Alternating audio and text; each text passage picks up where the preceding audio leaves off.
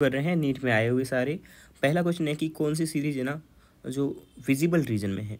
ठीक है, तो विजिबल सीरीज ये कौन सी होती है आपको पता है? सीरीज कौन कौन सी होती है? लाइमन, बामर, पाशन, ब्रैकेट और फुंड। ऐसे याद किया था मैं तो इसको लाइन से, लाला, बद्री, प्रसाद, बीड़ी, फूके, ऐसे करके याद किए थे हम लोग। और उसके बाद में ये जो होती है ना, अब देखिए लाइमन जो होती है वो आपके अल्ट्रावायलेट रीजन में होती है। ये सब लिखा हुआ देखिए, एनसीईआरटी का ही है ये डाटा। तो आपकी जो विजिबल में कौन सी है? विजिबल में है बामर, बाकी तीनों लास्ट वाले इंफ्रारेड में है।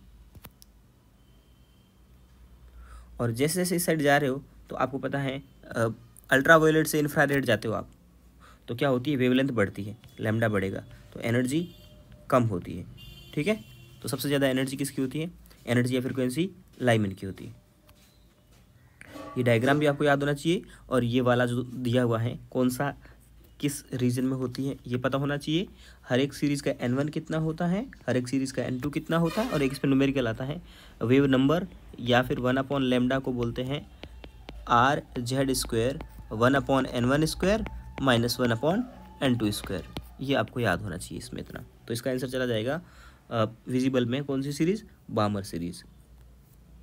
फिर अगला क्वेश्चन है मैक्सिमम एजियोट्रॉप सॉल्यूशन। देखिए अब ऐसा होता है, आपने राउल्ट का लॉ तो पढ़ा ही है। एक तो राउल्ट के लॉ से पॉजिटिव डेविएशन होता है, एक राउल्ट के लॉ से नेगेटिव डेविएशन होता है। तो जो पॉजिटिव डेविएशन दिखाते हैं वो तो मिनिमम एजियोट्रोपिक सॉल्यूशन दिखाते हैं, मिनिमम। ठीक है, मिनिमम एजियोट्रोपिक सॉल्यूशन होते हैं। और जो राउल्ट के लॉ से नेगेटिव डेविएशन दिखाते हैं वो मैक्सिमम एजियोट्रोपिक सॉल्यूशन होते हैं। ठीक है, ये एनसीईआरटी का मैंने लिखा है। और देखिए कुछ बोलता है मैक्सिमम वॉल्यूम एजियोट्रोपिक होते हैं और कुछ मिनिमम वाले होते हैं। ठीक है, बोलता है जो भी राउल्ट के लॉ से नेगेटिव डेविएशन दिखाएंगे वो क्या होंगे? मैक्सिमम बोल एजियोट्रोपिक सॉल्यूशन होंगे। नेगेटिव सॉल्यूशन वाले क्या हो गए? मैक्सिमम हो गए। और इसका एग्जाम्पल दिया है नाइट्रिक एसिड एंड वाटर। अब आपको ये याद भी होना चाहिए कि नाइट्रिक परसेंट कितना परसेंट है? 68% है। वाटर कितना है? 32% है। एक याद कर लोगे तो दूसरा तो अपने आप याद हो ही जाएगा, क्योंकि 100 होना दोनों मिल करके। ठीक है, तो 68% नाइट्रिक एसिड और 32% वाटर। तो वाटर एंड नाइट्रिक एसिड, ये आंसर जाएगा। एनसीईआरटी के क्वेश्चन थे दोनों। ठीक है, दोनों पूछे हुए एग्जाम में। अगला क्वेश्चन है फिर से एनसीईआरटी फॉर्मूला बेस्ड क्वेश्चन है। इस टाइप के क्वेश्चन एनसीईआरटी में है। अपने को एक सेल रिएक्शन दे रखी है, ठीक है, और बोलता है डेल्टा जी इसका पता करना। तो डेल्टा जी जो होता है ना, उसका एक फॉर्मूला होता है -NFE होता है। ये बात आपको पता होगी। डेल्टा जी का फॉर्मूला क्या होता है? -NFE।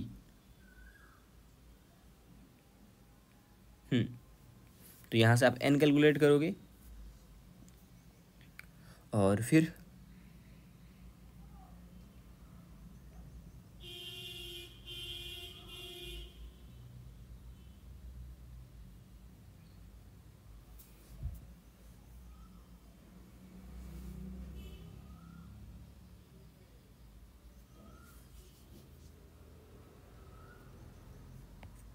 n का मतलब होता है नंबर ऑफ इलेक्ट्रॉन कितने ट्रांसफ़र हो रहे हैं। यहाँ कितने हैं? अभी +3 से +2 में कितना जा रहा है? कितना चेंज हुआ? 1 इलेक्ट्रॉन का। लेकिन यहाँ कितने से मल्टीप्लाई कर रखा है? तो 2 से, तो -2, वैलेंस फैक्टर पूरा 2 हो गया। ठीक है, ऐसे भी कर सकते 3 दूनी 6 और ये हो जाएंगे 4, 6 में से 4 गए 2। ठीक है, आयोडीन का भी चार्ज देखोगे तो -1, एक किसी एक का देख लो, -1 × 2 -2, और यहाँ 0 है, तो चेंज कितना का आ गया? फाइनल माइनस इनिशियल 2 का चेंज आ गया। -NF, और F कितना होता है अपने को क्वेश्चन में ही दे रखा है, हालांकि याद होना चाहिए अपने को, 96500 × E अपने को दे रखा है 0.24। ठीक है, अब इसको मल्टीप्लाई कर दो, इसको 25 भी 0.25 मान लोगे ना, 25 इंटू ये तो हो जाएगा 50, 50 मतलब 0.5 का मतलब होता है हाफ है ना, तो -96500 का हाफ कर दोगे आप, तो कितना हो जाएगा? 4 और 8 3 2, और 0, ये आ गया आंसर आपका। लेकिन किलो में, ऑप्शन किलो में है सब, तो किलो को कन्वर्ट करने के लिए 1000 से डिवाइड कर देंगे, मतलब 3 नंबर के बाद पॉइंट कर लेंगे, तो 46 वाला आंसर सही हो जाएगा। ठीक है। एन फैक्टर कैसे देखना, वही इंपॉर्टेंट था इसमें, और कुछ भी नहीं देखता। एन फैक्टर होता है चेंज इन चार्ज कितना टोटल बैलेंस रिएक्शन में। ठीक है। उसके बाद में अगला क्वेश्चन है एंट्रोपी नेगेटिव। इस टाइप का क्वेश्चन पहले भी अपन कर चुके हैं। एंट्रोपी का मतलब होता है रैंडमनेस, या हिंदी में बोले तो अव्यवस्था, रैंडमनेस। ठीक है। तो इवोपरेशन ऑफ, देखो जहाँ या तो डेल्टा एन जी नेगेटिव होना चाहिए, मतलब पहले देखो इसमें क्या, इवोपरेशन ऑफ वाटर, पानी पहले लिक्विड था, लिक्विड से गैस बन गया, तो लिक्विड में मॉलिक्यूल पास पास थे, अब गैस में दूर दूर चले गए, तो रैंडमनेस बढ़ गई, मतलब इसमें तो एंट्रोपी बढ़ गई, एस फॉर एंट्रोपी, और बढ़ गई। अगला है expansion of gas constant pressure. अब गैस भी एक्सपेंशन होगी, फैलेगी, तो रैंडमनेस बढ़ेगी, तो इसमें भी एंट्रोपी बढ़ रही है। अगला है sublimation of solid to gas. Solid से गैस बन रहा है, सॉलिड में पार्टिकल पास पास थे, गैस में दूर दूर चले गए, तो इसमें भी एंट्रोपी बढ़ रही है। यहाँ 2 मॉलिक्यूल थे हाइड्रोजन के, ठीक है, 2 से 1 मॉलिक्यूल बन गया, 2 मॉलिक्यूल से 1 मॉलिक्यूल बन गया, मतलब मॉलिक्यूल का नंबर कम हो गया, रैंडमनेस कम हो गई। अगर मॉलिक्यूल दूर दूर जाते हैं या मॉलिक्यूल का नंबर बढ़ जाता है बाद में, तो उसमें एंट्रोपी बढ़ती है, लेकिन अगर कम हो जाए तो एंट्रोपी डिक्रीज होती है। ये एनसीईआरटी का ही क्वेश्चन है, इस टाइप की सारी चीज़ें एनसीईआरटी में दे रखी है और आता है क्वेश्चन। अगला क्वेश्चन ये भी एनसीईआरटी का क्वेश्चन है, जिसमें अपने को मैच ऑफ द फॉलोइंग किया है। अब आपको हेबर प्रोसेस तो पता है, हेबर प्रोसेस में अमोनिया बनता है, ठीक है, N2 + 3H2 गिव्स 2NH3। इस प्रोसेस को हेबर प्रोसेस बोलते हैं। ये रिएक्शन बहुत इंपॉर्टेंट होती है, बैलेंस रिएक्शन और हेबर प्रोसेस बोलते हैं। तो बी का थर्ड होना चाहिए, बी का थर्ड एक ही ऑप्शन में है, तो फोर्थ ऑप्शन अपना आंसर हो जाएगा। ठीक है। उसके अलावा डेकॉन प्रोसेस में क्लोरीन बनती है, ये भी एनसीईआरटी पी ब्लॉक में दिया है। और प्योर नाइट्रोजन बनाने के लिए बेरियम एजाइड, और ये है ना एमसीक्यू के मतलब क्वेश्चन के फॉर्म में दे रखा है, इंडेक्स क्वेश्चन के फॉर्म में दे रखा है, बेरियम एजाइड और सोडियम एजाइड।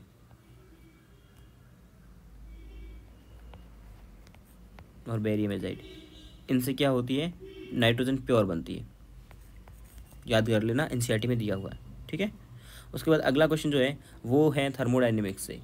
इस क्वेश्चन में अपने को क्या पूछा है, इस क्वेश्चन में अपने से थर्मोडाइनमिक्स में पूछा है, वर्क डन पूछ रहा है। ठीक है। तो वर्क डन आपको पता है, मैं है ना वर्क डन के लिए याद करता हूँ पी। फिजिक्स और केमिस्ट्री में उल्टा फंडा होता थोड़ा, इसीलिए पी का मतलब होता है फिजिक्स, पी का मतलब होता है फैल रहा है, और पी का मतलब है पॉजिटिव। अगर फिजिक्स में एक्सपेंशन हो रहा है, फैल रहा मतलब एक्सपेंशन हो रहा है, तो वर्क डन पॉजिटिव लेना होता है, अदरवाइज नेगेटिव, और केमिस्ट्री में उसका उल्टा होता है। अब यहाँ पर क्या बोला, आइसोथर्मल कंडीशन। आइसोथर्मल कंडीशन में मतलब टेम्परेचर चेंज है, सेम है, और वर्क डन का फॉर्मूला होता है पी डेल्टा वी। ठीक है। तो पी तो अपने को दिया हुआ कितना, 2 बार, तो कितना लिखेंगे 2, साइन बाद में लगा देंगे। ठीक है। वॉल्यूम में चेंज कितना हुआ है, फाइनल माइनस इनिशियल, 0.25 माइनस 0.1। ठीक है। इसको कैलकुलेट करोगे कितना आएगा, ये 0.1 मतलब 10। ठीक है। तो यह जाएगा 0.15, 0.15 इंटू 2 हो जाएगा 0.30, ये हुआ 0.30। ठीक है। और अब ये देखो फैल रहा है या सिकुड़ रहा है, ये देखो ये है ना फैल रहा है, तो फैल रहा है तो फिजिक्स में तो होता पॉजिटिव, तो यहाँ क्या आ जाएगा नेगेटिव, तो नेगेटिव वाला आंसर लगा दो। अब बोले आप तो 0.30 आया था, 0.30 को प्लस का 30 कैसे कर दिया, तो ये आया है लीटर एटीएम में, और लीटर एटीएम को अगर आपको जूल में बदलना होता है तो 101 से मल्टीप्लाई करते हैं। क्या करते हैं, 101 से मल्टीप्लाई करते हैं, तो 101 से मल्टीप्लाई करोगे तो -13.1 आ जाएगा, जिसको फर्स्ट ऑप्शन में दिखाया गया है। ओके। अगला क्वेश्चन के लिए पेन चेंज कर लेता हूँ मैं एक बार। बोलता है कोई कंपाउंड है, ये सॉलिड स्टेट में फॉर्मूला मेकिंग वाला क्वेश्चन है, कोई दिक्कत नहीं। अब बात करते हैं इसमें क्या क्या है, सी और ए है, कैटायन है सी और एनायन है ए। पहले कैटायन को लिखते हैं, बाद में एनायन को लिखते हैं, जैसे NaCl, पहले कैटायन बाद में एनायन। इनको लिखने का ऐसे लिखते हैं, सी और ए दूर दूर लिख दिया। बोलता है हेक्सागोनल क्लोज पैकिंग है, SCP स्ट्रक्चर बनाते हैं ये दोनों मिलकर के, SCP मिलाते हैं, मतलब कि Z का वैल्यू इनमें 6 होता है नॉर्मल। ठीक है। तो उसके बाद में cations occupy 75% of octahedral void. अब आपको पता है कि दो टाइप की वॉइड होती है, एक ऑक्टाहेड्रल वॉइड, एक होती है tetrahedral void. Octahedral void Z के बराबर होती है और टेट्राहेड्रल वॉइड जेड की डबल होती है। ओके, तो ये हो गया। उसके बाद में कैटायन जो है ना, ये क्या करता है, ऑक्टाहेड्रल वॉइड मतलब जेड, ठीक है, और उसका 75% इंटू 75/100। ए के बारे में कुछ इन्फॉर्मेशन नहीं दी है, तो इसका मतलब कि ए आपका क्या है, ए कहाँ जा रहा होगा आपका, ए जा रहा होगा, श्योर है कि सिंपल कैटायन तो दे दिया, एनायन कहाँ जा रहा होगा, anion simple hexagon close packing में जा रहा होगा, ठीक है। तो अब देखो यहाँ जेड की वैल्यू 6 रखो तो भी कोई फर्क पड़ेगा नहीं, क्योंकि कॉमन है दोनों में, तो जो कॉमन होता है वो कट जाता है, ठीक है। अब आप क्या करो, इसको सॉल्व करो, तो 25 3 75 और 25 के 100 ए। अब पूरे को 4 से मल्टीप्लाई कर दोगे तो यहाँ तो 4 कट जाएगा और यहाँ 4 आ जाएगा, तो C3A4, ठीक है। आसान क्वेश्चन, ऐसे ही क्वेश्चन करने होते हैं, ये हमेशा याद रखो, बहुत काम की चीज़ है। और जो नहीं दिया होता है वो वही होता है जो अपने को क्वेश्चन में गिवन होता है। तो ये SCP है, SCP में जेड का वैल्यू 6 होता है। ओके, अगला क्वेश्चन KSP पे आया हुआ है, बोलता है pH ऑफ सॉल्यूशन। ये एक बेसिक सॉल्यूशन है जिसका pH कितना है, 9 है। इसका pH कितना दिया हुआ है, 9 दिया हुआ है। तो इसका POH कितना होगा, 14 में से कम कर देंगे, ठीक है। तो POH कितना हो जाएगा, इसका 5 हो जाएगा। POH 5 हो जाएगा तो OH कितना हो जाएगा, 10 की पावर -5 हो जाएगा। अब बताइए इसमें क्या एक OH है या 2 OH है, 2 OH है, ठीक है।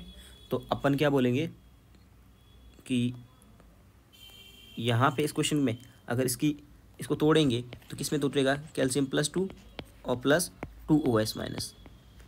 अगर इसको S मानूंगा तो ये 2S होगा। अपन ने कल भी एक इस पे KSP पे क्वेश्चन किया था, तो अगर इसके पास जो भी आगे होता है वो इसको यहाँ लिखते हैं, तो ये 2S है। तो 2S अपने को कितना दिया है, 10 की पावर -5 दिया है। तो S कितना हो जाएगा, 10 की पावर -5/2 होगा। ओके, फिर उसके बाद में अपने को क्या करना है, इसका सॉल्युबिलिटी प्रोडक्ट KSP फाइंड करना है। अब KSP अगर निकालना होता फॉर्मूले से, तो KSP क्या होता, S इनका मल्टीप्लाई करना होता है, ठीक है। और इसका कितना है, 2S, और आगे जो भी है वो स्क्वायर में भी लगाना होता है। तो KSP कितना हो गया, S, और ये हो जाएगा 4S² और ये हो जाएगा 4S³ होगा। अब S की वैल्यू आपके पास में है 4 × 10 की पावर -5/2 का क्यूब करोगे तो ये कितना हो जाएगा, नीचे 8 आ जाएगा, 4/8 यानी कि 1/2, 1/2 यानी 0.5 × 10 की पावर -15, पहला ही ऑप्शन, ठीक है। चलो अगला क्वेश्चन है हेबर प्रोसेस का, पेन चेंज करते हैं। हेबर प्रोसेस में बोलता है, हेबर प्रोसेस की इक्वेशन आनी चाहिए, N2 + 3S2 गिव्स 2NH3। ये अपन हेबर प्रोसेस की इक्वेशन होती है। N2 बैलेंस इक्वेशन, वैसे भी अगर आपको बैलेंस नहीं याद है तो आप लिख करके भी कर सकते हैं कि N2 और H2 मिल करके NH3 बनाते हैं। बोलता है the number of mole hydrogen atom molecule required to 20 mole ammonia. अगर ये 20 मोल बनाना है तो हाइड्रोजन कितना चाहिए, ठीक है। इसका 3 मोल, अब अपन बैलेंस इक्वेशन की बातें करते हैं ना, तो इसका 1 मोल, इसके 3 मोल, इसके 2 मोल बनाता है। तो अगर इसके 20 मोल हुए तो इसके कितने हो गए होंगे, अपन ऐसा बोलते हैं कि 2 मोल NH3 बनाने के लिए अपने को चाहिए 3 मोल हाइड्रोजन चाहिए। तो 1 मोल NH3 बनाने के लिए अपने को कितना चाहिए, 3/2 हाइड्रोजन। और अगर 20 मोल बनाना होता तो कितना हो जाता, 3/2 × 20, तो कितना आ जाएगा आंसर, 30। आसान यूनिटरी मेथड से, ठीक है। ये आपका क्वेश्चन हो गया। अगला क्वेश्चन है आइडियल सॉल्यूशन। ये सारी कंडीशन आपको NCERT में दी हुई है। आइडियल सॉल्यूशन जब बनाते हैं अपन लोग तो क्या होता है, वो कंडीशन अपने को बतानी है। आइडियल कंडीशन में क्या होता है, अगर आप है ना 2 वॉल्यूम मिलाते हैं, पेन और चेंज कर लेता हूँ मैं ताकि मिक्स ना हो जाए। अगर आपने V1 और V2 को मिलाया है ना, तो नेट जो वॉल्यूम आएगा ना वो V1 प्लस V2 के बराबर आता है। मतलब वॉल्यूम में कोई चेंज नहीं होता है आइडियल सॉल्यूशन में, तो ये ऑप्शन नहीं हो सकता। ये बोल रहा हूँ वॉल्यूम में मतलब डेल्टा V में कोई चेंज नहीं होगा। कोई चेंज नहीं होगा मतलब पहले का वॉल्यूम और लास्ट का वॉल्यूम बराबर होगा, तो वॉल्यूम में कोई चेंज नहीं होगा। जबकि ये बोल रहा है नॉट इक्वल टू 0 मतलब चेंज हो रहा है, तो ये तो बात नहीं हो सकती। ठीक है, उसके बाद में एंट्रोपी तो हमेशा बढ़ती है। एंट्रोपी तो हमेशा सिस्टम की बढ़ती रहती है, पूरे सिस्टम की, तो ये भी गलत है। एंट्रोपी हमेशा बढ़ती है सिस्टम की। ठीक है, और ये सारी कंडीशन आपको दी हुई होती हैं आइडियल कंडीशन की, और ये मोस्ट इम्पोर्टेंट और मोस्ट रिपीटेटिव क्वेश्चन है आइडियल गैस का। ठीक है, कांस्टेंट प्रेशर और कांस्टेंट टेम्परेचर पे डेल्टा S 0 होता है, डेल्टा V 0 होता है। ठीक है, और एंट्रोपी बढ़ती है और डेल्टा G 0 होता है, delta G not equal to 0। Okay, वो डेल्टा G नॉट 0 होता है। ठीक है, तो ये आपका करेक्ट ऑप्शन हो गया थर्ड वाला। उसके बाद अगला क्वेश्चन दिया है अपने को सेल इक्वेशन का। बोलता है 1 इलेक्ट्रॉन, एक इलेक्ट्रॉन देता है, मतलब n की वैल्यू 1 दे दी है। चेंज इन इलेक्ट्रॉन कितना हुआ, 1 इलेक्ट्रॉन। और E नॉट दे दिया 0.59, टेम्परेचर दे दिया है। सेल रिएक्शन अपने को दी हुई है ये वाली, the cell reaction is equilibrium constant अपने से पूछ रहा है। तो ये NCERT में इंडेक्स क्वेश्चन ही है एक तरह से। ठीक है, यहाँ इसको एक बार अपन सॉल्व करते हैं। कहाँ पे, रेड पेन यूज़ कर लेते हैं और यहाँ सॉल्व करना शुरू करते हैं। तो इक्वल जो आपका कांस्टेंट होता है ना, वो कांस्टेंट आपका क्या होता है, E not equals to 0.0591 upon n log of k, और ये k ही अपने को फाइंड करना है। ये तो फॉर्मूला है NCERT का। E नॉट अपने को कितना दिया है, 0.59। इसको क्या लिख सकते हैं, 0.59 इंटू 10⁻⁻1। माइनस जैसे आएगा वापस, तो यहाँ 0 वापस लग जाएगा, मतलब यही है। ठीक है, कट करने के लिए लगाए। n का वैल्यू 1 है, लिखने का कोई मतलब नहीं है, log ऑफ k। ये तो कट जाएगा, ये 10⁻⁻1 यहाँ पॉजिटिव है, तो नीचे आएगा तो क्या हो जाएगा, 10⁻+1। अब लेफ्ट साइड चला जाएगा,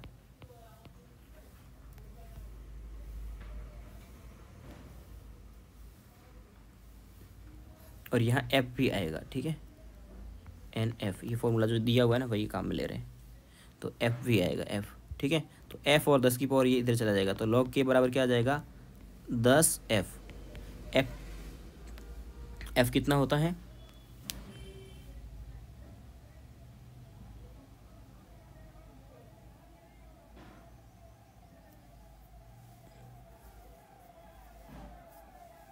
NFE, ये 2.3 सारा चला गया था पहले से 0 के मल्टीप्लाई में, तो log k इक्वल्स टू 10। ठीक है, तो वो f पहले से, मतलब f से कोई मतलब नहीं था हमें, वो सब कुछ चला गया था, सॉल्व करने के बाद यही आया था। ठीक है, उसके बाद में अपन बात करते, क्योंकि ई सेल 0 होता है इसमें, तो यही फॉर्मूला यही होता है मेन मतलब। उसके बाद में log k इक्वल्स टू 10। अब k चाहिए तो एंटी लॉग लेना पड़ेगा, मतलब इसको 10 की पावर में भेजना पड़ेगा। तो 10 की पावर यहाँ जो भी होगा ना वो 10 की पावर में चला जाएगा। 5 होता तो 5 आता, यहाँ 10 है तो 10 आ गया, 10 की पावर 10, थर्ड ऑप्शन। अगला बोलता है not a green house gas.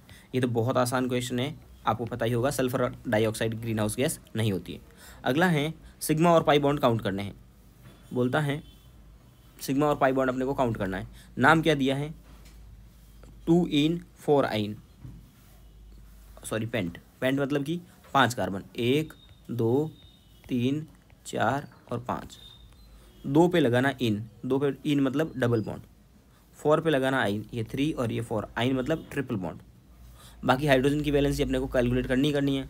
Total 4 bond बनते हैं कार्बन के, तो 3 हाइड्रोजन लगा दो। यहाँ 3 बॉन्ड पहले से बना तो 1 हाइड्रोजन लगा दो, यहाँ भी 3 बने हैं, और यहाँ 4 पहले से बने हुए हैं, और यहाँ 1 हाइड्रोजन का भी। तो पाई बॉन्ड कितने होंगे, सिग्मा कितने हो, जितने बॉन्ड हैं उतने सिग्मा, 1 2 3 4 5 6 7 8 9 10, 10 तो सिग्मा है। और पाई कितने हो गए, एक पाई तो ये हो गया, और ट्रिपल बॉन्ड में 2 पाई होते हैं, तो 2 पाई ये हो गई, टोटल 3 पाई हो गई। आसान क्वेश्चन। इस टाइप के क्वेश्चन सिग्मा और पाई बॉन्ड कैलकुलेट करना भी एनसीईआरटी में है।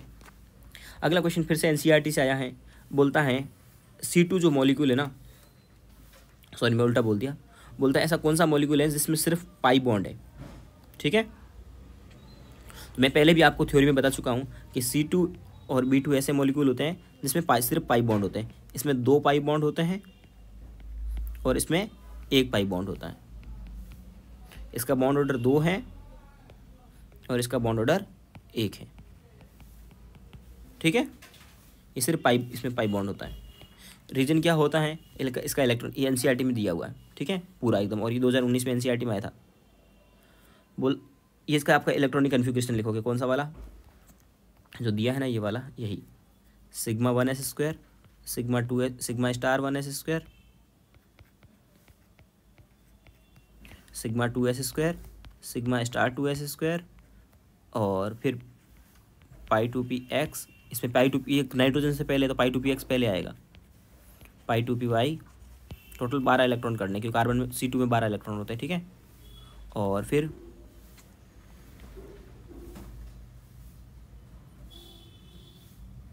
कितने हो गए, 2, 4, 6, 8, 10 और 12 हो गए इलेक्ट्रॉन पूरे। ठीक है, अब क्या होता है, स्टार वाले को बोलते हैं एंटी बॉन्डिंग, और ये बॉन्डिंग मतलब सिग्मा अगर बॉन्ड बनाएगा, मैं पेन चेंज करता हूँ, सिग्मा अगर बॉन्ड बनाएगा तो सिग्मा स्टार तोड़ देगा। तो इसने जितना बॉन्ड बनाया उसने इतना तोड़ दिया, तो इस साथ इससे बॉन्ड बनेगा नहीं।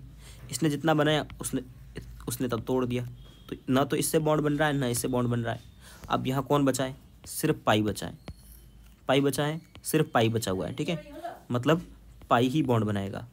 ठीक है, पाई ही बॉन्ड बनाएगा, और बॉन्ड कितना बनेगा वो इलेक्ट्रॉन पे डिपेंड करेगा। कितने इलेक्ट्रॉन हैं, 4 इलेक्ट्रॉन। एक बॉन्ड में 2 इलेक्ट्रॉन होते हैं। ठीक है, तो 4 इलेक्ट्रॉन में कितने बॉन्ड बनेंगे, 2 बॉन्ड बनेंगे, और दोनों के दोनों कौन से बनेंगे, पाई बनेंगे। क्यों, क्योंकि सिग्मा है ही नहीं, पाई तो है, पाई 2px और पाई 2py, तो पाई बॉन्ड ही बनता है। C2 में सिर्फ 2 पाई बॉन्ड बनते हैं। ठीक है, बॉन्ड ऑर्डर 2 होता है और दोनों के दोनों पाई बॉन्ड होते हैं। सुनने में अजीब लगता है कि दोनों के दोनों पाई बॉन्ड कैसे हो सकते हैं, तो ऐसा पॉसिबल होता है, इसमें सिर्फ होता है। ठीक है, एनसीईआरटी की बोलती है इलेक्ट्रॉनिक कन्फिग्रेशन इसका ये होता है कार्बन का, और C2 में 12 इलेक्ट्रॉन होते हैं। कोई दिक्कत, फिर इसका इलेक्ट्रॉनिक कन्फिग्रेशन वैसे लिख दिया जैसे अपन लोग नाइट्रोजन से पहले वालों का लिखते हैं, कोई दिक्कत नहीं। बॉन्ड ऑर्डर जैसे काउंट करोगे, बॉन्ड ऑर्डर होता है एंटी बॉन्डिंग में इलेक्ट्रॉन, टोटल कितने हो गए, 8 इलेक्ट्रॉन, माइनस बॉन्डिंग के इलेक्ट्रॉन, तो बॉन्ड ऑर्डर आया 2। ठीक है, और टोटल इलेक्ट्रॉन का नंबर 12 है, तो क्या होना चाहिए, वो डाई एटॉमिक होना चाहिए। 12 इलेक्ट्रॉन वाला क्या होता है, डाई एटॉमिक होता है। ठीक है, उसके बाद में C2 molecule have indeed been detected in vapour phase. अब C2 है ना, ये भी इंपॉर्टेंट कंडीशन है। अब आप बोलोगे C2 तो अपने कभी देखा भी नहीं, O2 होता है, N2 होता है, तो C2 एग्जिस्ट करता है, और वो किस फेज में एग्जिस्ट करता है, मॉलिकुलर फेज में। जब वो वेपर फेज में रहेगा तो C2 के फॉर्म में एग्जिस्ट करता है कार्बन। ये इंपॉर्टेंट लाइन हो गई, C2 किस फॉर्म में एग्जिस्ट करता है। ये बोलता है is important to note that double bond C2 consist both pi bonds. अब ये बोल रहा है कि ये नोट करने वाली बात है कि यहाँ जो डबल बॉन्ड है, बॉन्ड ऑर्डर 2 आया है, वो दोनों के दोनों पाई बॉन्ड है। ठीक है, और ये बोला कि मैंने आपको समझाया ना कि 4 इलेक्ट्रॉन होते हैं, बिकॉज इसका रीजन भी देता है, because 4 electrons pi molecular orbitals most of the, ये यहाँ तक C2 के बारे में बोला है। क्यों, क्योंकि 4 इलेक्ट्रॉन है, और चारों के चारों किस में, पाई में है, तो 4 इलेक्ट्रॉन है, 4 इलेक्ट्रॉन से 2 बॉन्ड बनेगा, और दोनों के दोनों चारों के चारों इलेक्ट्रॉन पाई में, इसलिए दोनों के दोनों पाई बॉन्ड बनेगा। एनसीईआरटी ने पूरा एक्सप्लेन किया था, मैंने आपको बता दिया क्या क्या याद रखना है। इलेक्ट्रॉनिक कन्फिग्रेशन जो पहले आप MOTC में सीख चुके, याद कर चुके, वो आपको यहाँ वापस यूज़ करना है, नाइट्रोजन से पहले, नाइट्रोजन के बाद वाला। ठीक है, उसके बाद में टोटल नंबर ऑफ इलेक्ट्रॉन 12 है, तो डायमैग्नेटिक हो गया। बॉन्ड ऑर्डर कैसे कैलकुलेट करते हैं वो भी बता दिया मैंने, एंटी बॉन्डिंग के इलेक्ट्रॉन माइनस बॉन्डिंग के इलेक्ट्रॉन, एंटी बॉन्डिंग स्टार वाले और bonding minus anti bonding, sorry NB minus NA, bonding minus anti bonding upon 2, ऐसे बॉन्ड ऑर्डर कैलकुलेट करते हैं। उसके बाद में ये बता दिया कि ये किस फेज में, वेपर फेज में रहेगा। इंपॉर्टेंट लाइन, दूसरी लाइन, इसमें 2 बॉन्ड ऑर्डर आता है, दोनों के दोनों पाई होते हैं, क्यों होते हैं वो भी एक्सप्लेन कर चुका मैं आपको। तो ये पूरा पैराग्राफ आप एनसीईआरटी में जाकर के पढ़ लेना, एटलीस्ट C2 वाला तो। ठीक है, थैंक यू।